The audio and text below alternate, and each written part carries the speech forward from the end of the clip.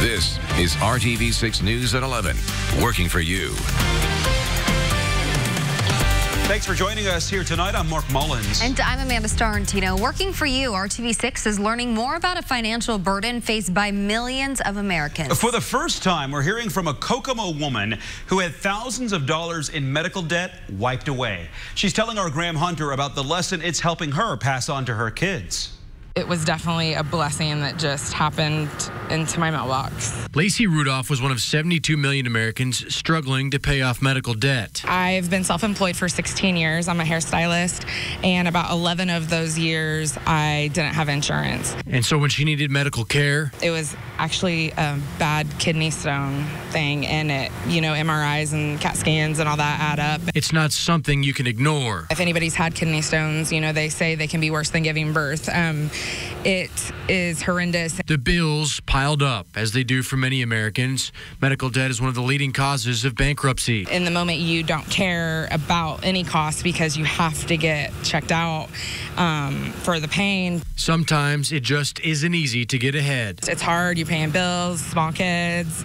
I'm single mom here. Rudolph attends Fuel Church in Kokomo. She knew leadership at the church was organizing a medical debt relief payout. Thought it was amazing, and it didn't surprise me because they give back a lot. She never thought she would be selected, but one day in the mail, there was a letter, and I opened it up, and it was almost $3,500 abolished from an old medical bill that was in collections. Now Rudolph is teaching her kids about how to stay ahead of debt. About your credit score and about not living above your means. And how to save. Put $5 back a week for it, and it might take longer to get something, but that you still can get it. And how she lives her faith in action. I am really big on tithing. I do believe that when you sow a seed, that it will come back. Something that's important at Fuel Church. And I'm sure they know, love my church. Working for you, Graham Hunter, RTV6. If you're struggling with medical debt, you have a few options. You can set up payment plans to pay off your bills. Consider a medical credit card. You could reach out to a medical bill advocate, a professional who can help you negotiate and find any billing errors. And if your bills are already in collections, you might want to be able to negotiate a lower payment there. It is another great night to be outside. Storm Team 6 Chief Meteorologist Kevin Gregory joins us now, helping you prepare for Friday. Kevin. Yeah, those temperatures and the fact that we're dry with clear skies make it a great night. We're at 74 in Indy, but look, 62 in Crawfordsville, 65 in Greencastle. Temperatures on average a little warmer tonight, and then we'll see these overnight lows continue to climb, and by early next week, 71 for an overnight temperature. When you wake up in the morning, skies will be clear. Temperatures in the low 60s. Sunshine will lead the way tomorrow at noon, 78 degrees. Afternoon high hits 85, a little warmer than today's 82-degree high temperature. We've still got to talk about the weekend forecast. Our warming trend, and then when will it rain again? See you soon, Kevin. Thank you. A cable worker accused of using his job as an excuse to get inside an 86-year-old woman's house and steal from her is due in court next week. This is disturbing, and we want the public to know and to take measures to protect themselves. Prosecutors say Quentin Wilson drove a Comcast vehicle to the woman's home in Carmel 4 times, each time telling her he needed to work on something involving an installation. Carmel police say while Wilson was in the home, he stole $1,000 in cash from her dresser and used her credit card to make more than $5,000 in purchases. The victim's attorney tells RTV6 the woman lost much more than money. He's really taken away her peace.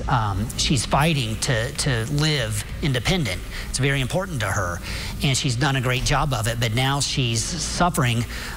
She's exhibiting some behaviors that would show some severe anxiety, and it's disturbing. We reached out to Wilson on the phone, and he says the allegations are false. He's a Comcast contract worker. The attorney says the company should be held responsible for its workers, even those contracted with companies. Call 6 Investigates found Wilson was convicted in 2014 for stealing from a Walmart. Comcast told us, quote, "We are aware of the allegations against this contract employee, and both Comcast and his employer are cooperating fully as police continue their investigation. In the meantime, he is no longer performing any Comcast-related duties," end quote. Now to a different kind of warning that could mean the difference between life and death. I just thought he was dead. I didn't think that he was going to come back. Mary Beth Lesson is sharing the moments after her son was pulled from a pool. She says they were at a private pool over the weekend in Cicero when her 5-year-old went under the water. Thankfully, a friend at the home performed CPR. Mary Beth hopes telling her story will raise awareness. We just think maybe this happened to him so that he could spread a message, so that we could spread a message about what drowning actually looks like, because he did not look like he was drowning, not to the people who were right there and not to me when I was looking for him. Adam spent 3 days in the hospital. Now he is healthy and playing like a normal kid. The family is also stressing the importance of knowing CPR. If you are interested in learning, go to the RTV6 app for information. It is our duty to win. It is our duty to win. Black Lives Matter. It's an issue local activists want to keep at the forefront. New at 11 tonight, dozens of people gathered for a demonstration outside of the City County building this evening. Organizers say they are fighting for accountability and transparency from IMPD. Until then, they're taking some safety initiatives into their own hands. We have a mental health task force that we formed that we are working so that IMPD does not respond to 911 calls when people are having a mental health crisis. So we are hoping that that task force is implemented and gets off the ground. RTV6 reached out to police for a response to the demonstration. The department says, quote, "We are proud to have an open dialogue with our community and welcome the diverse perspectives of our residents in these conversations as we remain focused on building stronger relationships in our neighborhoods and preventing violent crime." The Broad Ripple neighborhood will be home to a new high school for students again this year. Purdue Polytechnic High School opens on August 5th in a converted office building on Broad Ripple Avenue. The school is a tuition-free public charter high school. This will be its second campus in Indianapolis. The first opened at Circle Center Mall in 2017. The new location is just down the street from the former Broad Ripple High School, which IPS closed last year. The Broad Ripple community has been extremely supportive of what we're doing. The community had, in large numbers, expressed a need for a high school in the neighborhood, and our model really fits the needs. Total enrollment for the first semester will be 70 students. The location on Broad Ripple Avenue is temporary as the school searches for a permanent site in the area. Indianapolis Public Schools says the future of Broad Ripple High School has not been decided yet. IPS has officially decided on a new superintendent, though. New tonight, the Board of School Commissioners unanimously voted to approve the contract for Alicia Johnson. Johnson has been serving as interim superintendent since January. The district says her strategic priorities include racial equity mindset, engaging families, and sustainable finances and operations. This time tomorrow night, a busy section of a major highway will be closed. I-70 is scheduled to shut down at 9 o'clock Friday night in both directions from I-465 on the west side to the south split. The closure is scheduled to last for 9 days. All lanes are set to reopen on Monday, August 5th.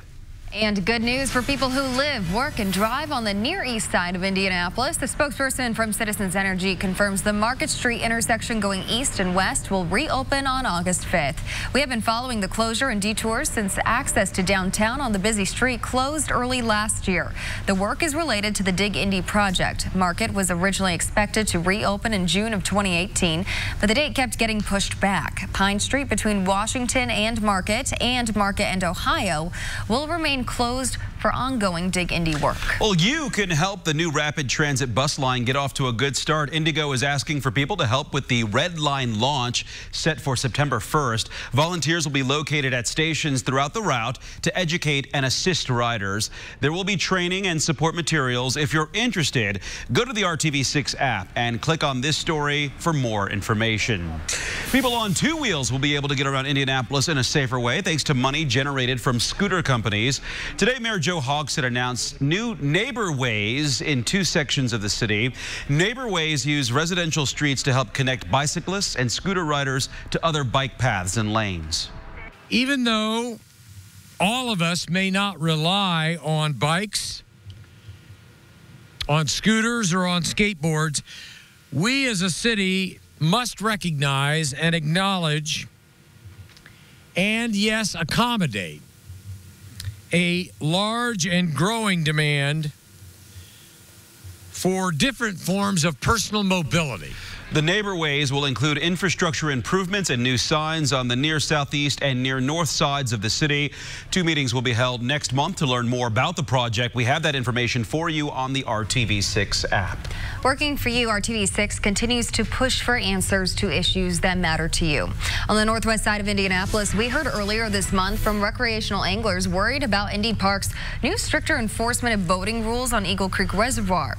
They're worried the Department of Natural Resources might change the way it restocks the reservoir with fish if fewer boaters are out on the water. DNR tells us today that it's still discussing boat use numbers with Indy Parks to eventually make a decision about Eagle Creek Reservoir. In Muncie, crews have been working nonstop to restore power to a public housing apartment building. RTV6 has been checking in with the Muncie Housing Authority every day since Sunday. Their crews hope to have the power back on tomorrow or over the weekend. Meanwhile, residents of Gillespie Towers are getting help with free laundry service and meals. The Housing Authority is looking for ways to replace food that has gone bad since the power went out. And a resolution you might have missed after RTV6 showed you how important it was that Johnson County Senior Services find a stolen wheelchair-accessible van. The van spotted outside of McDonald's in Indianapolis. Detectives tell us someone recognized it from news reports. Johnson County Senior Services is fixing up the van so it can once again be used to transport seniors to life-saving medical appointments. Investigators have a person of interest in the theft who they say had been living in the van. If you have a problem and need help getting results, contact us at workingforyou@rtv6.com. The presidential campaign hits Indianapolis. 5 candidates spoke downtown today, including the frontrunner. Hear where they stand on the issues and the state of the country coming up. I am proud of being a Hoosier, of getting adopted by Indiana 21 years ago. Peyton Manning is back in Indiana. Hear more from the living legend next. You're watching RTV6 News at 11. Sunday at Ashley Home Store. This is home. This is RTV6 News at 11. Working for you.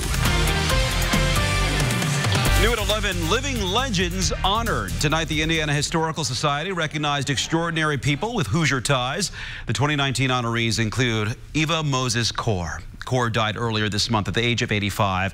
After surviving the Holocaust, Kaur made it her mission to spread the message to never forget the Holocaust, but also learn to forgive. Her son accepted the award on her behalf. The common perception is that my mom is the survivor that forgave. She did forgive. That was not, I think, her biggest gift to the world. I think she taught people about the Holocaust. I think she reminded people of what happened to her and other Holocaust survivors and people that didn't make it. And I think just educating the public about the atrocities, hopefully in the future, will hopefully discourage others to do the same. The gala also honored Peyton Manning. The former Colts quarterback is known for his success on the football field, breaking records and bringing a Super Bowl victory to Indianapolis. But he also established the Peyton Foundation, which assists programs that provide opportunities for children at risk. He's also an ambassador and advocate for Peyton Manning Children's Hospital at St. Vincent. I'm proud of being a Hoosier, of getting adopted by Indiana 21 years ago. And, you know, Hoosiers are kind of roll your sleeves up, kind of get their hands dirty kind of people, and I resonated with that from day one, you know, on the football field and also in the community, trying to give back, trying to make Indiana a better place to live. Other living legends include Angela Ahrens. She most recently served as Senior Vice President of Apple Retail. And Dan and Beth Elsner, the couple advocates for Catholic education. They are currently President and First Lady of Marian College. More Democratic presidential hopefuls will speak tomorrow at the National Urban League Conference in downtown Indianapolis. 5 candidates who will participate in the upcoming CNN debate took the stage at the Indiana Convention Center today. Joe Biden, Cory Booker, John Delaney, Amy Klobuchar, and Tim Ryan. We have to keep pushing forward to close the gap between our values and our practice in this country. The size of the gap is gigantic, and we have to understand that the future rests in the American creed, the future where all men and women are created equal. My calling in this moral moment is to do like my ancestors taught me. is to show the truth of who you are, to call out to greater coalitions in this nation, to inspire this nation to reject the kind of moral vandalism of this president by showing the moral truth and the virtues that are the best of humanity, the best of the black community, and the best of America. I truly believe no one, no matter the condition of your birth, should have different opportunities than anyone else. And we're not going to actually change those statistics unless we make transformative investments in the communities that are left behind. If we're going to compete globally, we have to have the best and the brightest, and we need to make sure that kids, no matter where they're born, whether it's Detroit or Des Moines, whether where they're from, whether what their economic background is, that they're able to participate in this economy. In my mind, it's new and better, and it's not reform, it's transform. It's all of us get together and we build new systems for the American people to be able to thrive again in the United States. And more candidates will speak tomorrow, including Bill de Blasio, Pete Buttigieg, Kamala Harris, and Ami Horowitz. Tonight in Hiring Hoosiers, better paying jobs for tax breaks. New rules in Marion County will require companies to offer jobs that pay at least $18 an hour if they want tax incentives. Some of the tax money must be spent on training, transit, and child care for employees. And the businesses must also provide health care benefits and have positive impacts on the surrounding community. We believe that there is a way that we can implement this policy and make it work for business and support business growth, and also get the business to participate in a more meaningful way with all of us to help close these gaps within our community. Jobs that pay less than $18 will not be considered in the evaluation for incentives. The new rules take effect January 1st of next year. The community and a corporation are coming together to help feed neighbors. The property management group, Edward Rose & Sons, is hosting a food drive through Monday. You can drop off donations at any of the company's 8 properties, Marion, Johnson, and Hamilton counties, including Bavarian Village, Polo Run, and Avant. Donations will be taken to Midwest Food Bank. Well, one of the oldest festivals in Indiana just wrapped up for the night, but you can still enjoy the St. Christopher Catholic Church Midsummer Festival tomorrow and Saturday. The annual event at 16th and Lyndhurst and Speedway features carnival rides, casino games, live entertainment, and food. The signature dishes include cod sandwiches, breaded tenderloins, and pistachio cake. Which would you pick? All. Why did all of it? Why limit yourself? Each night and get something different. Temperature 74 in Indy, whether it's a festival this weekend or just any outdoor activity, we've got the green light for that. Temperatures at 63 in Bloomington. Closest rain 300 miles to the northwest, and an area of high pressure will basically just block that from moving much closer. Our next chance of rain really arrives on Monday. We've got 3 more days to add to our 4-day dry stretch. It'll be a full week that many of us have gone without any rain. As far as our warming trend, noticeably warmer, especially by Sunday. This comes with very little humidity tomorrow. We have a south wind that picks up in strength Saturday. That will transport a little more moisture our way, and then I think you'll finally start to notice the humidity on Sunday, but not tomorrow. Put it in the comfortable category. Friday, when the alarm clock goes off in the morning, it'll be a little easier to pop out of bed, knowing you've got another sunny day coming and the weekend straight ahead. Temperatures, mid-80s in most locations. That's an average high for this time of year. The metro area, 85 or 86 expected. Into the weekend, the low temperatures come up a bit. You may not keep the windows open in the evening as long. Temperature warmest on Sunday with a little more humidity. I think we'll talk about a heat index of about 95 degrees. Nice breeze through the day Saturday, 10 to 20 miles per hour out of the southwest and eventually west. That transports the warmer air into the state. Temperatures upper 80s. Then on Sunday, closer to 90 degrees. Early next week, there's our next best chance for thunderstorms. Probably Monday night, the most likely time right now. Then temperatures sit in the mid-80s as we start to dry out on Wednesday. 7-day forecast, temperatures consistently in the 80s with that one exception there on Sunday, our warmest day. Monday morning, 71 degrees. Overnight lows will cool off after that back into the mid-60s. We're enjoying it. Yes, and cruise control. Nice. Yes. Brad Brown is standing by with a look at sports tonight. Brad, what's coming up for us? All right, getting a little bit closer to the weekend. It won't be a break for the Colts, though, as they're just getting started with the work up at Grand Park, and it looked very good today from the RTV6 drone high atop Westfield. A good crowd, and we'll take you on the field for some of the action and hear from Andrew Luck as he gets started as well. That's coming up next on the News at 11. Impact-resistant lenses for kids 13 and under. Mr. Luck, can we have your autograph? Well, chances are the answer is yes, if you're in the right spot. The Colts quarterback signed as much as he could about 10 minutes after practice, a little bit more. A couple dozen other players signing as well, just another great perk for fans that trek up to training camp over the course of these next 3 weeks. We sped that up a bit. Good evening, everyone. First day on the field for Colts at training camp. It's been quite a while since we saw Luck fully participating in any kind of significant practice. Really have to go back to April or May.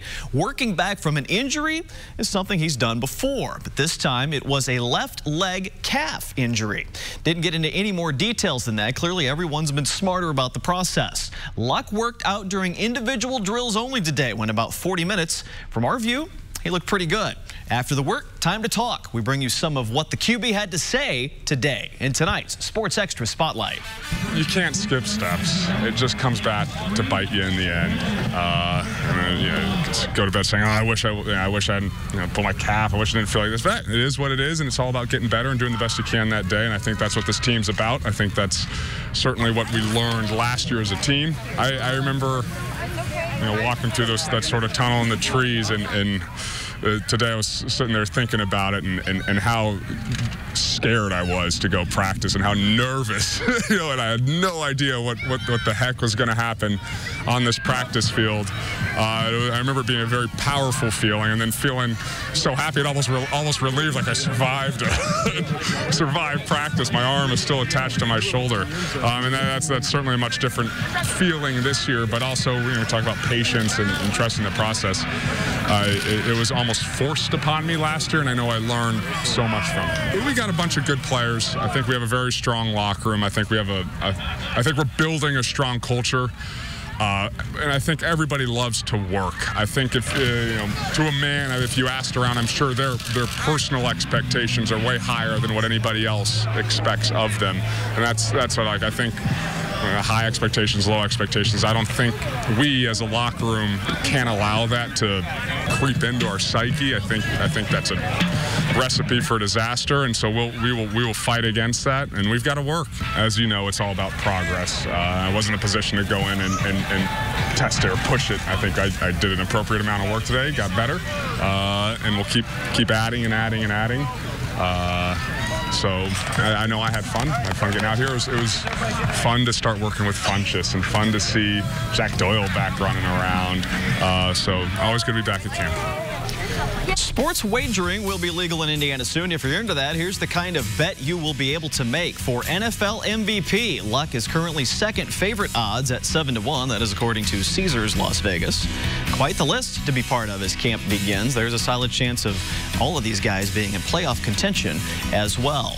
Training camp continues tomorrow. Practices at 2 p.m. Colt City opens at 1 if you're making the trip to Westfield. It'll be the same schedule for Saturday and Sunday. The Colts' first off day of camp comes up on Monday. Time for us to take one more break. We're back to wrap up tonight's News at 11 next. Compass for $239 a month. While people around the country are sweating it out, this bear is enjoying winter-like weather. Took a slide down a snow-covered hill at Glacier National Park in Montana. Whee! Yeah, he's having fun. Park officials say even though it looks fun, they're warning people not to cross snow fields, even in the summer, because it's very dangerous. The park is also reassuring people the bear in this video was not hurt. It trotted away, as you see there, after that wild ride. Oh, he'll be back to the top of the hill to do it again. Right, he's going to do it again, yeah. He says, I'm ready to do that again. He's going to run out of snow there in just a second. Now, Kevin pointed out there were some people that were along there, so good thing that didn't collide. Since we're looking at sno there, November 16th is the average date for our first snowfall. That was more a mention to the Bears. Have a good night, everybody. No.